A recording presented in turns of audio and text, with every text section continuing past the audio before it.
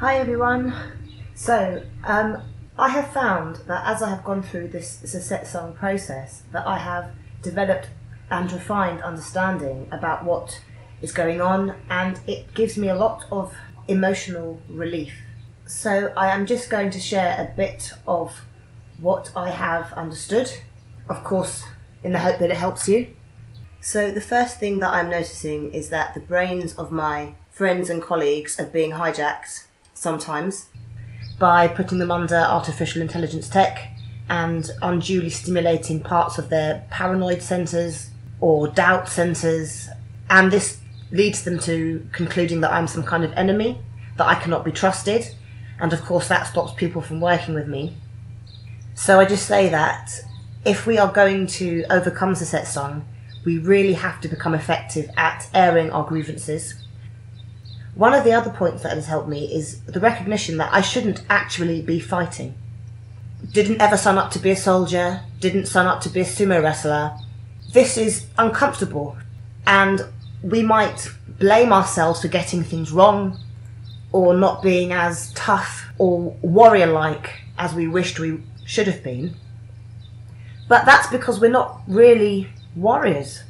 I mean, people have to turn into warriors sometimes. When people are in war-torn situations, they have to develop skills of survival. So human beings can adapt, but that is not to say that this is not an uncomfortable process.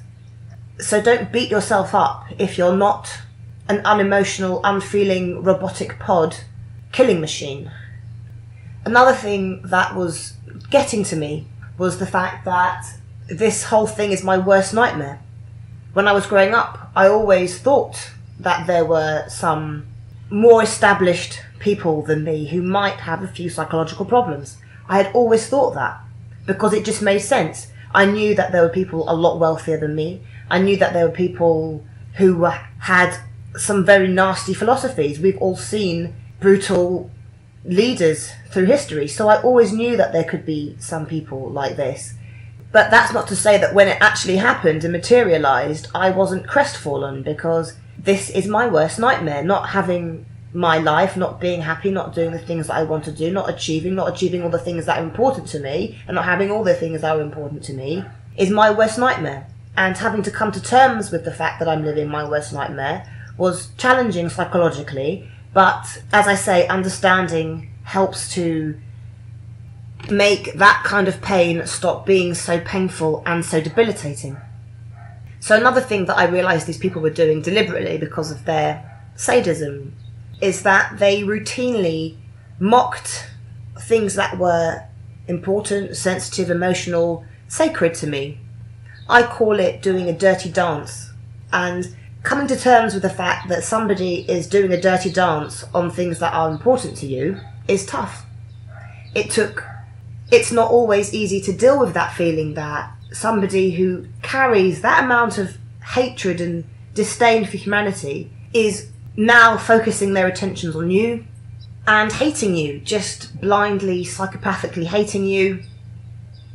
It's not nice to think that there's somebody who hates your guts festering in your living room 24 hours a day. It's a normal human reaction when people experience abuse that it starts to twist and warp, and you start turning it against yourself, you start hating yourself, you start hating being alive. Sometimes you go even further and find you can't enjoy nice things anymore because you're so stuck in that negativity that they've put on you. And re-establishing that I'm important, that my family is important, that my sacred bonds are important, that my experiences, my job, my money, my career is important, has helped me. Another thing that I had to come to terms with was the fact that I have literally been a victim of grievous bodily harm for 20 years. And I feel very, very angry and very, very sad and very, very frustrated. And it is important to remember that no matter how strong you are, or how intelligent you are, or how much you've understood this program, it's okay to recognise that, in a way, not to say that you are a victim in the broader sense, but in a narrow sense, it's okay to accept that we have been victimised. And I think that's quite healthy, in fact, to feel sorry for ourselves, to never stop caring about ourselves and our importance. we didn't deserve to be hurt. You know, it takes many years sometimes for people to overcome trauma. And even though we are rational, adult, capable, we are still being traumatized. And we deserve recognition as human beings. Another thing that has caused a lot of issues with these people for me is that they keep on saying that I've insulted them. So that was another psychological twist that they had been putting on for me for ages. And that was when I retaliated after 20 years of psychological trauma and bullying and verbal abuse, you know. But realising that somebody was that sick to twist things round so much, it's important to remember that we are not the sick ones. For anybody to have ended up doing this kind of thing to others indicates that they must have had some kind of really deep, problematic experience in life. They are the ones who are unhealthy. They are the ones who don't have control over their own bodies and actions. And they are the ones who are causing all the problems. So never be fooled into thinking that you are a problematic activist when you are not. Or that anything that you do within your legal rights is problematic when it's not. I'm perfectly entitled to think what I like and come up with my own conclusions based on these circumstances. I'm even entitled to voice my disagreement in my own house, in the privacy of my own house. One of the things that I was told very early on in this game through an Illuminati member was that I was a troublemaker. And until I realised about the Zersetzung problem, it was almost as though they were forcing this label onto me. You know, to sort of say that we are the bad ones, this is why we deserve to be hurt. We're not. Nothing that we do within our legal rights is the problem. Another thing that they did to me recently was that they got me to scream in pain and anger and frustration at a time when they had got lots of people gathered outside, this religious procession outside. So I also found out that something very similar had happened to a different TI just because I had listened to her segment, one of her videos, on the very same day.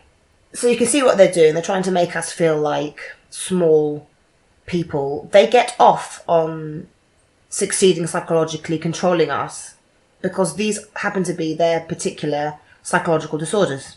So it has helped me to understand that these types of damaged, extreme people who have been brought up on a diet of imperialism, colonialism, plundering of other people, plundering of the masses, they hate. I feel that they hate us, or I feel that they hate me because I'm so healthy. I think that they don't feel healthy. This is why they always try to say that we're the ones with a psychological problem.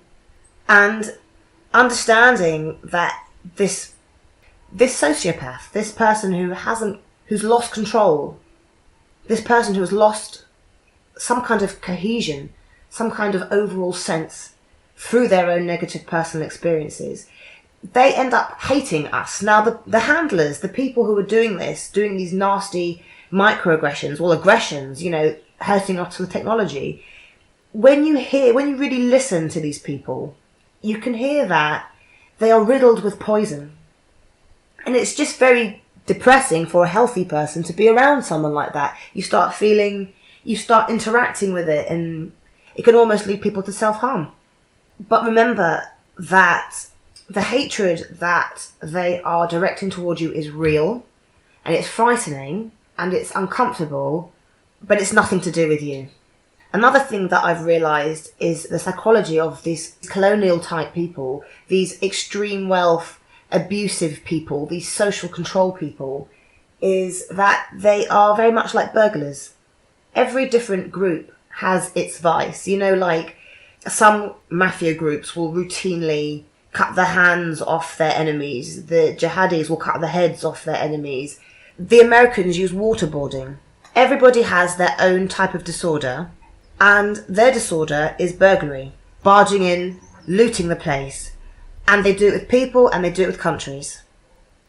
It's been really tough, as they have been relentless in their negativity. And the relentlessness is something that is difficult to deal with.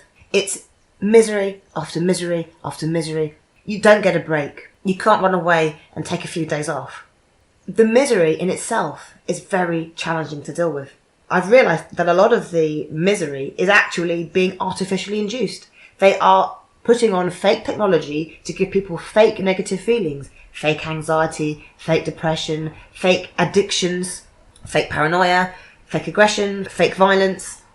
But the fake misery is one of the most difficult to deal with because people can't function when they're miserable. They don't operate at the same frequency. They're not in that same zone. They're not happy.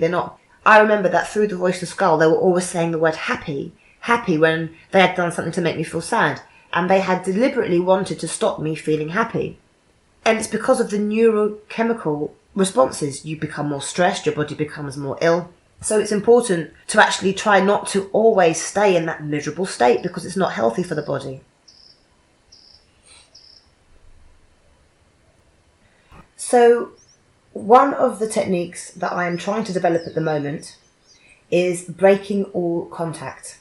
That means stopping engaging with them. And I'm not saying that I'm perfect at this, but it's something that I think has to be done as part of a more holistic process of expelling these people from our lives. So even though we can't physically get rid of them now, we need to find a way that we can move forward in our escape from them.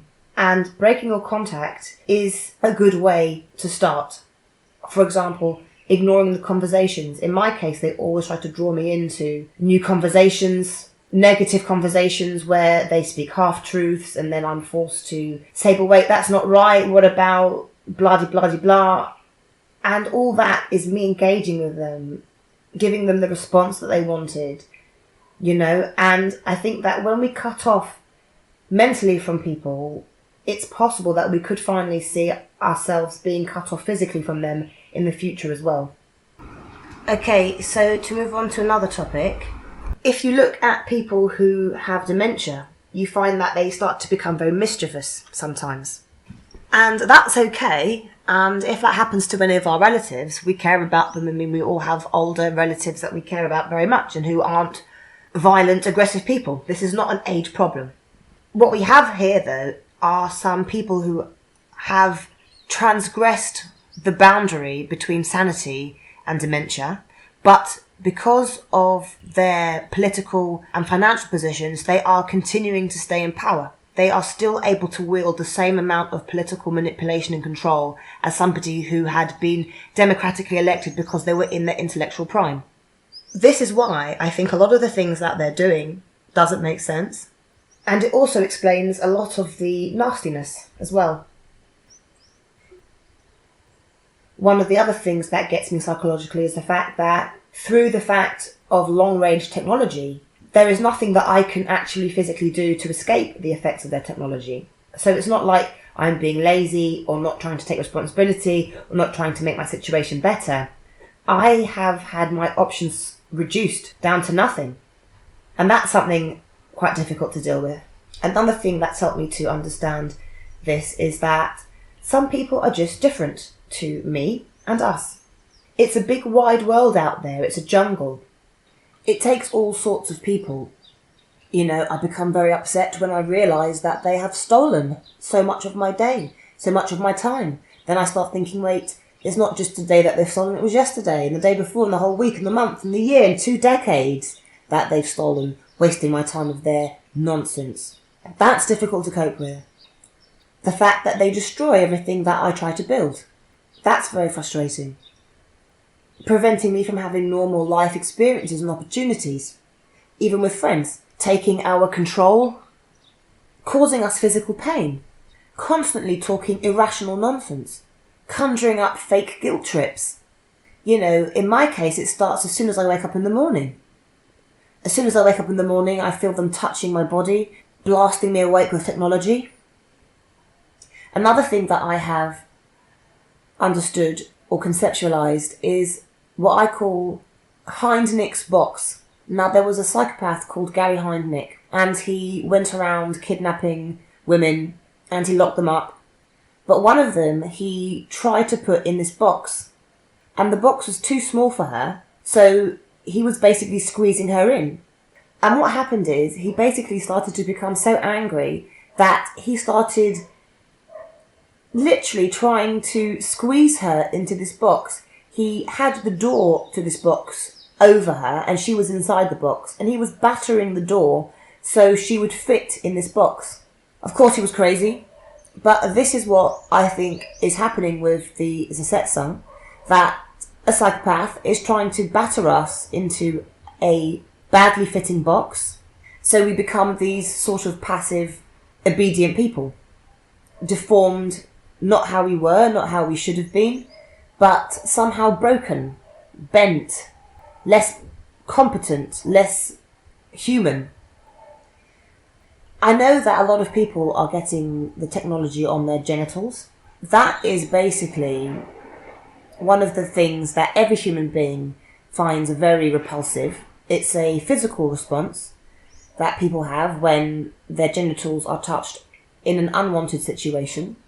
These people go further and do it not just in an unwanted situation, but to literally annoy you. So when, for example, my internet stops working or my computer slows down, that's the time that they'll touch my genitals. So I will feel disgusting, like I want to escape from my own body. And I also want to self-harm because I want to get that horrible sensation off my body. It was unpleasant, uncomfortable. It was almost like some kind of transfer of the sexuality feeling to a negative, unpleasant feeling. Controlling our sexuality, I think, is also part of their disorder.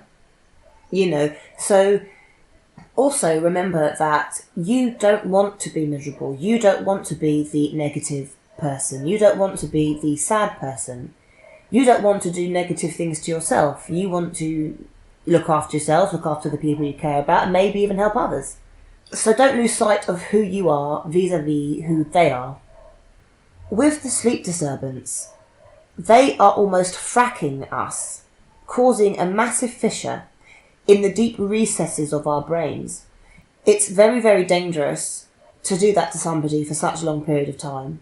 And I think we have to be aware of the vulnerability of our mental states, the vulnerability of our bodies, and to love ourselves, and remember that we love ourselves, and remember that we love in general. We are loving, usually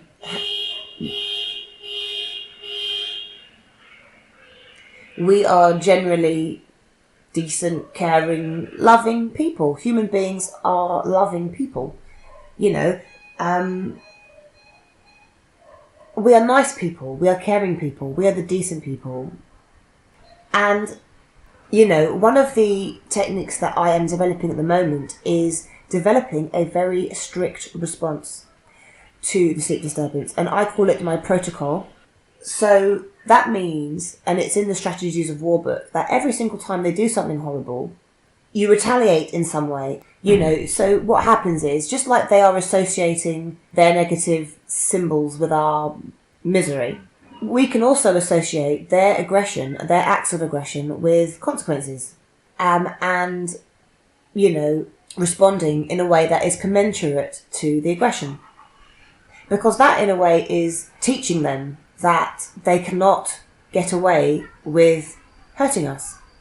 Now, that's not to say that we should stop trying to take the broader legal action, because I have come to the conclusion, and I think many TIs have also feel that we cannot let this go and hope that they will stop doing it. So, but, for example, when they keep me up at night, I am planning how to bring them down, or overturn them, or push them back. Basically, they have to be worse off for attacking us than they would have been if they hadn't. I was going to make a separate video, but I might put it into this. I was going to entitle the video, How Do You Solve a Problem Like Uday Hussein? You see, if you look into the character of Saddam Hussein, you will see that he didn't have a good relationship with his mother. He became so upset that he made himself into a killing machine in order to satisfy his psychological needs. He rose to the top through sheer terror, and he carried out brutal attack after brutal attack. It's a very interesting story what happened to his son, Uday Hussein. Now, if you look at Uday Hussein, you saw a picture of him, you would think he's one of the sweetest boys you've ever seen. He's really nice. But what happened is, Uday Hussein had to watch as the person he looked up to, his father, was hurting innocent people.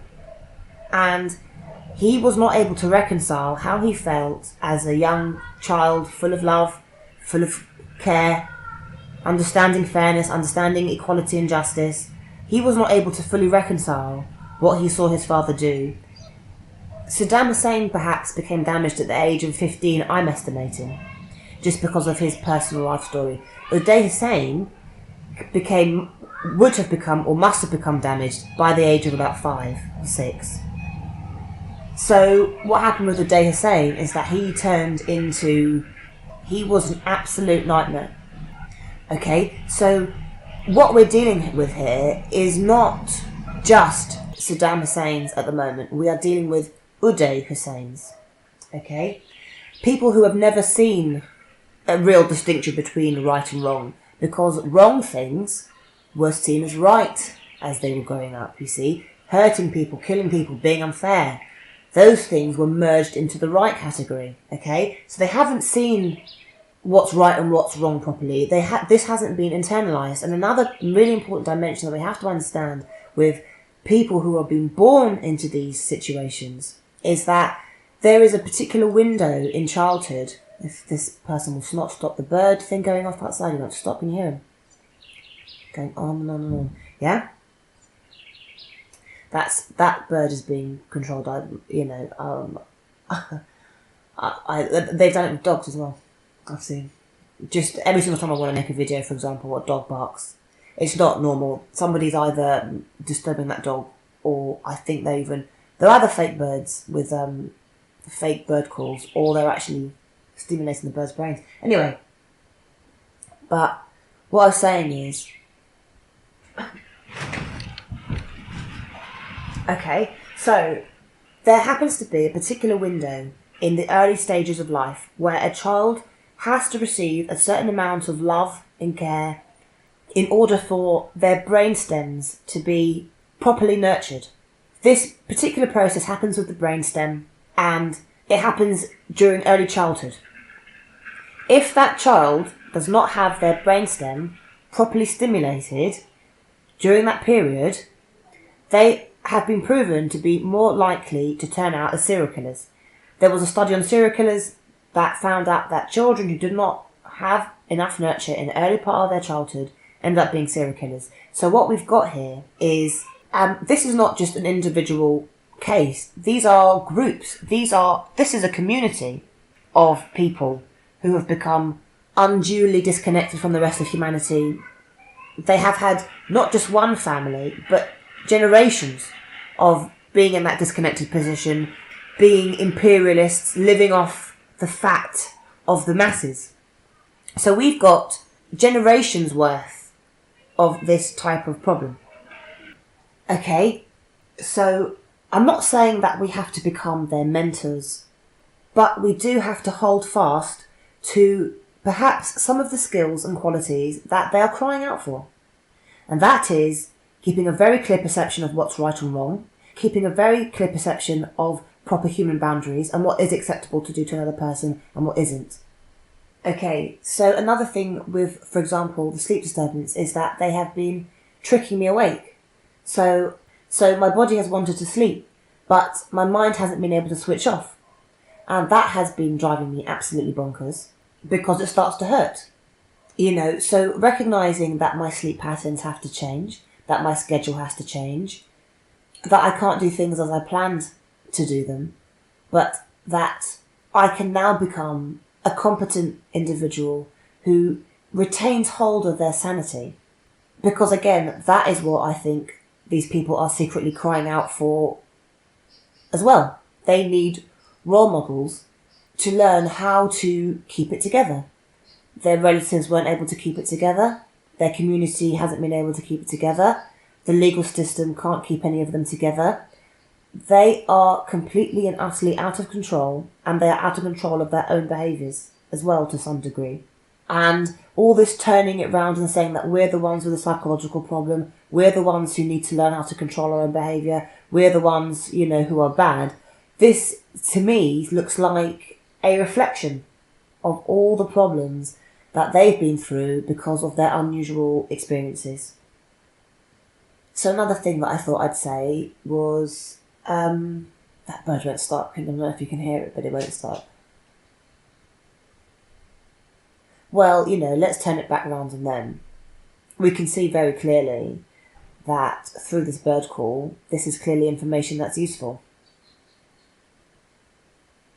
And we can see this psychopathic desire to dominate.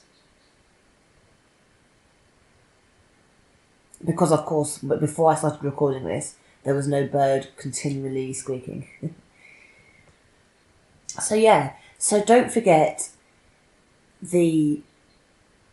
if, by the way, you hear this bird call at different times in this audio recording, it's because I've chopped parts of it around to make it a little bit more orderly using my software, Audacity. So you can hear that in the first part of the video. The bird call wasn't half as bad as it has become now, so I think I might not even chop it around too much. So don't forget the importance of your future, your life. Keep focused on the things that are important to you. Don't let them take your attention. Dump them. I've been saying, look, in a way, I think that a lot of these people have emotional problems. This is why they're doing these awful things. I don't want to be even more horrible to them because, in a way, they're running away from their worst fears. And if you reveal their worst fears to them, what is driving their upset? So, let's go on to this then. For example, I've been developing this planets theory where lots of factual information, and really significant factual information at that, can be around or in recent cognizance. Yet none of that will be taken into the fold of computation, and they will rely on a minor, irrelevant, ego-based triviality instead. And in a way, I have found that these people can't cope with negative criticism. They criticise us 24 hours a day, but when it comes down to it, when it comes down to the truth, they've got a problem. Okay? Of course they've got a problem, because they have had a really extreme life experience. They have had a problematic experience, so there is a bit of touchiness when it comes to the truth, to the hardcore truth. Because I don't mince my words, because I'm able to see the truth. But I'm not by that impliedly saying that there's a truth that they have to feel that they've lost because of. What I'm trying to do at the moment is get people to recognise that things aren't right as they are at the moment. There is a problem with their way of thinking, not ours. And there needs to be a change, and it needs to be a neurological change. All these negative behaviours, nasty thoughts about other people, disrespectful thoughts about other people, not caring about other people's feelings. New behaviours have to be learnt. They have to be learnt for the first time. Remembering all the nasty things that these people are doing to us, it helps to remember that it's not personal. It seems personal, it feels personal. When it's happening to your family, it feels very personal. But actually, it's not personal. This has been done to millions of people indiscriminately because of their systematic disconnection of humanity. And I will just also mention that if you want to get an understanding of the types of people we're dealing with, luckily we have a lot of documentaries about people who have similar types of psychological behaviours, and we can see them in, for example, documentaries about political leaders. I've been watching documentaries about leaders. Those documentaries are not just good for understanding how people are taken down by the system. They are also very useful in understanding how these people think. For example, Chairman Mao in China, he had come from the working class. He had come from the poor people. And he rose to power, and then he ended up starving 14 million poor people. But Chairman Mao wasn't the only person who did things like that. And history repeats itself. People are only human beings, and even though we don't know exactly what's happened, we can understand what happens to people. And we can also see, and this is why I was talking about the age thing as well, and we can also see, by the way, how people change throughout their ages. And what happened with Hitler, for example, is that he was one of the most proactive people, young people of his day. He wanted to fight for the benefit of the country. He mustered up the courage to fight, put himself on the front line for values that he believed in, and we can see from his early writings were extremely plausible, and that is why he got his support. Hitler didn't get his support like Saddam got his support, where everybody was frightened into accepting his leadership. Hitler got his support because he inspired people with his ideology. Mein Kampf is on audiobook. I've listened to it, and the irony is that every single criticism that Hitler levelled against the bureaucrats that were his original problem, because Hitler originally had a problem with bureaucrats. He didn't have I don't know things that didn't make it into Mein Kampf. I will say that. But from reading Mein Kampf, it seemed as though Hitler's problem was not with any ethnic minority. It was with bureaucrats who were slowing down the system, not making it work effectively, monopolising all the benefits, sucking the people dry. And that is what inspired the masses and got people behind Hitler. What happened to Hitler is that he changed over time. It was the same with Gaddafi as well. Gaddafi fought and won a popular revolution based on the admiration of the people for his courage in the revolutionary spirit. That is why he went on to support various revolutionary parties. What happened with these leaders, both of them, is that they changed over time. In Hitler's case, he had quite a rapid decline. I think it was because he entered a war, he started taking drugs, he went schizophrenic. And you can see that by looking at his photos and the disconnection between the two right and left hemispheres of his brain. It's not always an indication of a serious mental illness, but schizophrenia is only ever a problem of not being able to reconcile two competing worldviews.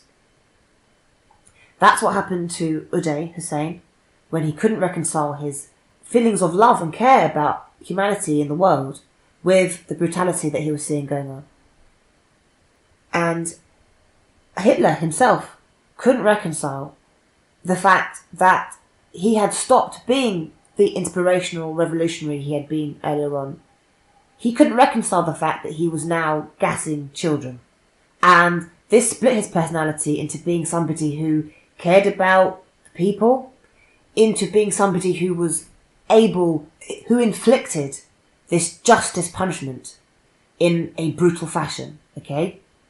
So, if you read Mein Kampf after learning about the Holocaust, you might yourself get schizophrenia, joke, because of the degree of variance between the two personalities. Hitler changed. Gaddafi changed. Gaddafi started accumulating wealth. It's clearly possible that wealth doesn't have to corrupt people. Doesn't have to corrupt people at all. But this can happen. That is said in the Bible. That's what's happened in practice. So this is what I'm saying, in a way, has happened to a lot of these people who were born as healthy, decent, normal, loving people. And they have been forced into schizophrenic, genocidal maniacs. Okay? One of the things that I am noticing in my own targeting is that they don't like it that I don't like them. I think somehow, somewhere it hurts them. And it's clearly an indication of the mind-boggling separations because they're being so horrible to me. But a lot of these people actually have quite immature emotions. They haven't developed emotionally fully. People who have a lot of hardship have to really grow up fast. But, I think that, I know in my case that not liking them is part of the problem. Now, I will just say that there was a scene in the film of Misery. I'm not sure if you've seen it. It's when this author, Paul Sheldon, it's a film by Stephen King. Paul Sheldon is driving in the snow. He gets trapped in by the snow. There's a snowstorm, and he finds himself at this woman's house, and this woman takes him in, and her name is Annie Bates or something? Or Kathy Bates. Oh, sorry, I'm not checking. And anyway, he gets taken in by her, and it slowly materialises that she is dangerously immature, dangerously id-led, violently emotionally challenging. You know, and Paul Sheldon in the story dealt with it by just playing to her, you know. Now, I'm not saying that we should try to deceive them, but, you know, if you can't pretend to like them, that might be a technique that you might want to employ. You know, just playing along with it. And it might be an idea to look at the scene to see how he deals with Annie Bates. So yeah, in terms of their psychology, another thing that I've recognised is the need to facilitate them as much as possible. Now, we can't make anybody take behaviour that they don't want, but helping them practice proper neural pathway thinking, empathetic thinking, responsible, mature, considerate, adult, carrying my own burden sort of thing, thinking, the better, really. Because there are too many of them. There are too many of these people. There is a very deadly mix at the moment of different types of people with different types of disorder and different types of psychological problem. And they are different, but, you know, they are fermenting together at the moment. And this could go very nasty if we don't restore sense, calm, rationality, and things like that. So yeah, okay, the final points that I've got. I think it's important to remember, it makes me feel better to remember that this is an emergency situation. This is a minute-to-minute problem. We need an injunction to prevent this behaviour now, not in a few months' time, not in a couple of years' time. We are living with an enemy. We are living with a team of enemies. A lot of the Perps, a lot of the low-level Perps, you know, I'm having to deal with their need for fame, their need to be the strong person, their need to compete with me, their pain at not being the respectable, confident, social activist that gives me a basis for having my self-confidence and my feelings of self-worth. You see, they seem desperate to have all those accolades, you know, and this comes down to this emotional immaturity and just a lack of practice, a lack of learning something new. They haven't learnt these things. Everybody has to learn it sometime. But that's not them being bad. That's not their fault. But they do have to learn these skills. These are communitarian, pro-social skills. There is only one way here, and that is a pro-social communitarian society. Because there are 7 billion people. It's always going to be a communitarian endeavour. So killing people, stealing, being violent, those are the wrong ways. So in terms of my war strategy, I'm recognising that I'm being attacked. I'm looking to successful leaders. I'm listening to the 33 Strategies of War book, but there's many other leaders. One of the greats, Sun Tzu, his Art of War. He's seen as one of the archetypal war strategists. I will send this message of support to you to hang on in there. Keep going. Keep your cool. We must keep focused on the outcome that they will be gone forever. Keep your neurology up. Keep your feelings up. Keep your mood up. Keep feeling happy. We need to recover. We need to be in a period of recovery. We need a long-term period of recovery.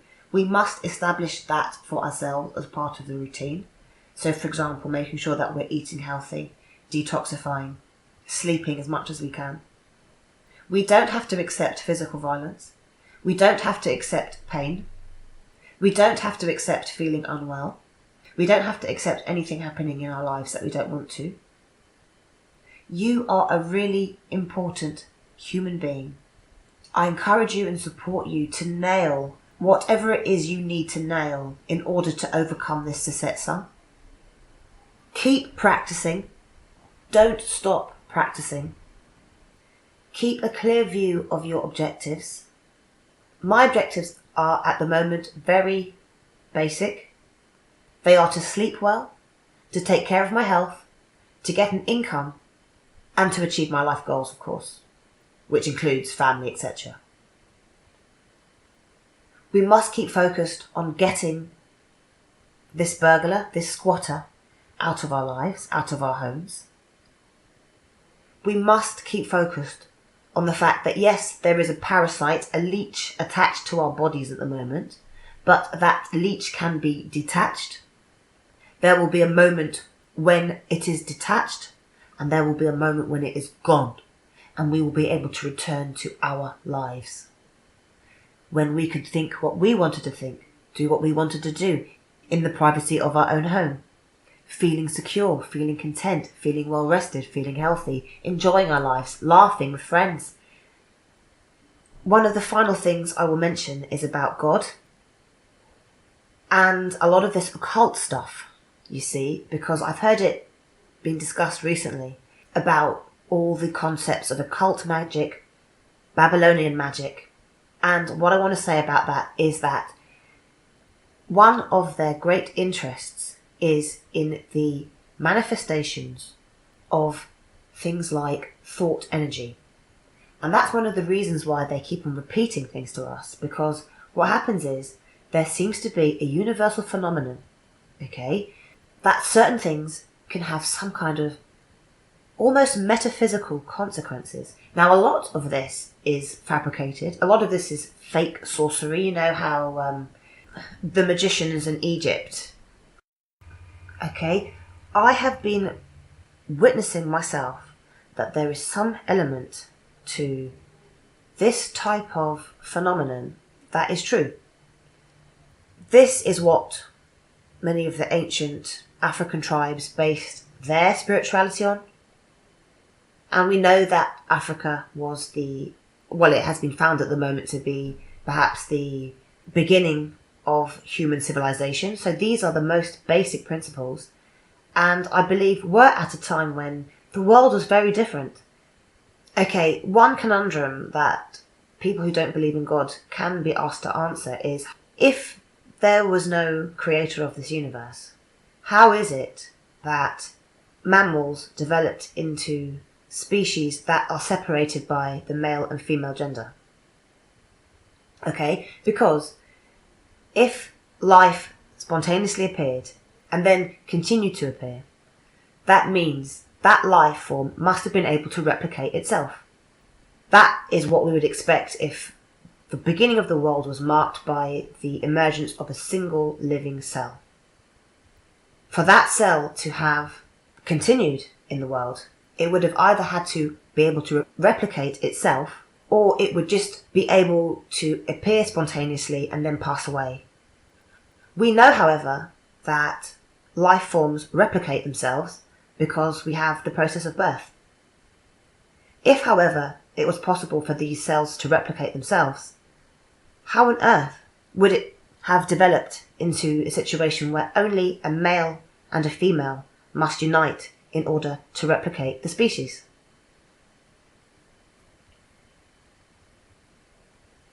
This is just one feature of the natural world. Now, it has been said that yes, there are certain entities that can appear in the world and then disappear. But that's very different to those entities appearing and starting a civilization like the planet that we have at the moment. There is no getting round the fact that gender-based reproduction formed, yet there is clearly no physical reason why that would have had to have been the case. But even if you don't want to believe in God, it is a fact that thoughts can affect the material world. This is why it's so important that they make you not feel happy, because you become out of sync with all the abundance that the world has to offer. And you slowly erode. But this is something that many people have now recognised as synchronicity. These are phenomena that have interested these types of people. And a lot of this, I think, is part of their hysterical research into plumbing the depths and boundaries of this metaphysical phenomenon. They must have realised that traumatic experiences have deep psychological impacts and therefore have deep metaphysical responses. And this is what I say just before I go on. If you haven't seen this for yourself, it's difficult for me to convince you of it. It's something that you're going to have to notice. If you haven't noticed it, they have tried to say that it's a symptom of mental illness. I think in some cases, people are genuinely hallucinating, but in other cases, there's a serious body of real phenomena, of real metaphysical happenstance that is real, and it's based on thoughts, feelings, the brain, the connection of the brain, the human brain, to the electrical energy grid, the universal energy grid. This energy is real. We can't see it. We can't see it at the moment, but that doesn't mean it's not real. So they are playing with these phenomena. I think that it can be manifested through the ancient Africans, through their ancient practices of candomblé. It can be manifested through genuine belief in Islam, Christianity. There are various layers to this, but what it boils down to is that this is intelligent design, and that intelligence has an affinity to morality, higher order values. And this is why these people are struggling so much to hold on to power, because they've been forced into such negative positions. They've been taught to think it's really important to hold on to all the money at the expense of everything else. But I think that a great set of techniques has been set out in the Bible, and I'll explain why. In Ephesians, there's this famous passage, well, they're all famous, where it talks about the armour of God, and it says a number of virtues: truth, righteousness, readiness to speak the gospel of peace, faith, salvation, adherence to the words of God, perseverance, supplication, which means prayer, and a boldness to make known the gospel. Okay? But why is truth so important? Okay? Truth is what overcomes schizophrenic psychopathy that is bending wrong into right. Righteousness, for example, is really important as well. For example, if we have been caught by a Zersetzung trap and we are caught, for example, a Perp neighbour throws something over into our garden, and then to retaliate, you then go and smash their window. What happens is you lose your righteousness. You lose your affinity, your connection to morality, to the right side of the law, because remember, the legal system has to be on the right side. Okay?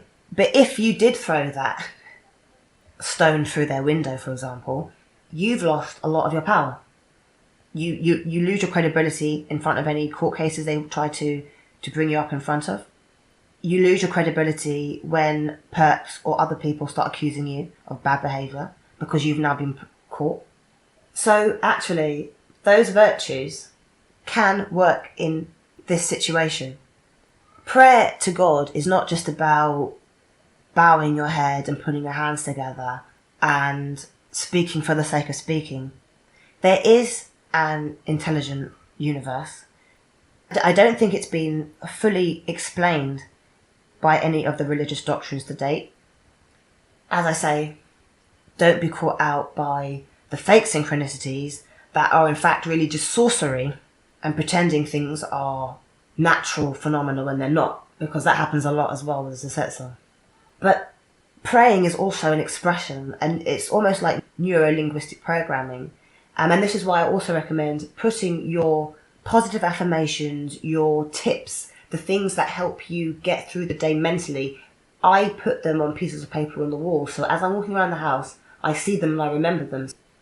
Okay, yeah, and just to wrap up for now, because it's been one of my longest videos, we must get rid of them forever. We must save the millions of children and billions of animals who are being abused in this broken, malfunctioning, genocidal maniac-led system.